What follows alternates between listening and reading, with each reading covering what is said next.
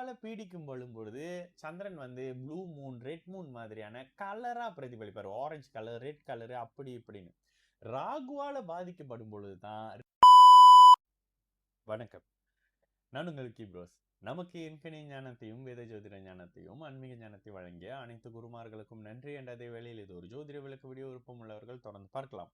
நமது Vicky bros astrology YouTube, TikTok, Facebook மற்றும் இன்ஸ்டாகிராமை ஃபாலோ பண்ணியிருக்கக்கூடிய அனைத்து தோழிகளுக்கும் நமது நன்றிகள்.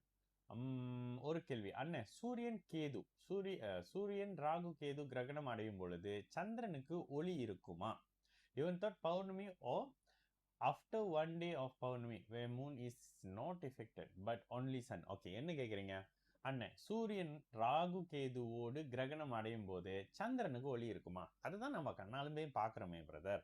சூரிய கிரகணம் சந்திர கிரகணம் நடக்கும் பொழுது பௌர்ணமி அன்னைக்கு தான் நடக்க முடியும். சூரிய கிரகணம் நடக்கும் பொழுது அமாவாசை அன்னைக்கு தான் நடக்க முடியும். ஓகேங்களா? இது ரெண்டுல கிளியரா இருங்க. இதற்கு அடுத்த நிலையாக சந்திர கிரகணம் நடக்கும் போது சந்திரனுக்கு ஒளி இருக்குமான்னு கேட்டீங்கன்னா, நம்ம தான் கண்ணால பாக்குறோமே. ஒளி இருக்கக்கூடிய சந்திரன் ஒளி இழந்து திரும்ப அந்த கிரகணம் விலகும் பொழுது ஒளி பெறுகிறார். இதுல இப்ப ரீசன்ட்லி நமக்கு நடந்ததுல மார்ச் 6ஆம் தேதியா, மார்ச் சம்திங்ல ஒண்ணு நடந்தது, 3ஆம் தேதி நினைக்கிறேன். இந்த நாள்ல நடந்த கிரகணம் வந்து சந்திர கிரகணம். கேதுவால் பீடிக்கப்பட்ட சந்திரன். கேதுவால பீடிக்கும் பொழுது சந்திரன் வந்து ப்ளூ மூன், ரெட் மூன் மாதிரியான கலரா பிரதிபலிப்பார். ஆரஞ்சு கலர், ரெட் கலர் அப்படி இப்படின்னு. ராகுவால பாதிக்கப்படும் பொழுதுதான் ரிங் மூன் பார்த்திருக்கிறீங்களா? சுத்தி நடுவுல மட்டும் சர்க்கிளா கருப்பா இருக்கும், சுத்தி ரிங் மாதிரி இருக்கும். இந்த ரிங் மாதிரி வர்றது ராகுவால் பாதிக்கப்படக்கூடிய கிரகணம். அப்போ ராகு முழுமையாக விழுங்கக்கூடிய ஒரு கிரகம். சுத்தமா காண அடிச்சிருவாருங்க ராகு.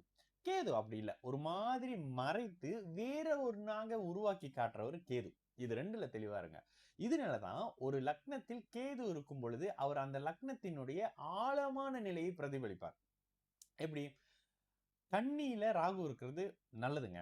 ஆனா கன்னியில கேது இருந்தா புது புது விதமான கண்டுபிடிப்புகளை கண்டுபிடிக்கிறவர். இது கன்னியை இன்னும் தூய்மைப்படுத்தி அதிகப்படுத்தக்கூடிய தன்மையில இந்த நிலையை சந்திரனுக்கு கொடுப்பாரு கேது. ஓகேங்களா? இதனுடைய வெளிப்பாடு எங்க இருக்கும்? கேது தசையில் அதிகமான தன்மைகள்ல இருக்குங்க. ஓகேங்களா? இப்போ இன்னொரு உங்களுடைய 2வது கேள்வி. கிரகணம் நடந்து 1 நாள் 2 நாள் கடந்த பிறகு ஸ்டில் வந்து இவரு யாரு, சந்திரன் வந்து வெளியில வந்துருவாரு. ஏன்னா சந்திரன் வந்து ஃபாஸ்டா இருக்கக்கூடிய கிரகம். ஃபாஸ்டா செவ்வாய்க்கும் முந்தைய நிலையில சந்திரன் தான் ஃபாஸ்டா இருக்கிறவரு. அப்ப சந்திரன் வந்து ரொம்ப ஸ்பீடா வெளியில வந்துருவாரு. ஆனா ராகுவோடு பீடிக்கப்பட்டிருக்கக்கூடிய சூரியன் ஒரு நாளைக்கு 1 டிகிரி தான் நகர முடியும். சூரியனுக்கு இருக்கிற விஷயமே அப்படிதான். 30 நாளைக்கு 30 டிகிரி நகருவாரு, அவ்வளவுதான். அப்போ அந்த நிலைகள்ல கொஞ்சம் தாமதமாக தான் அவர் விடுபட்டு வெளியில வருவாரு. யாரு? சூரியன்.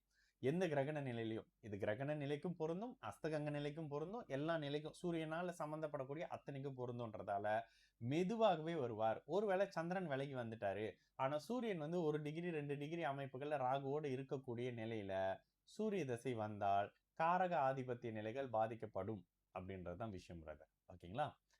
நல்லது நடக்கும். எல்லோரும் நல்லா இருப்போம். வணக்கம்.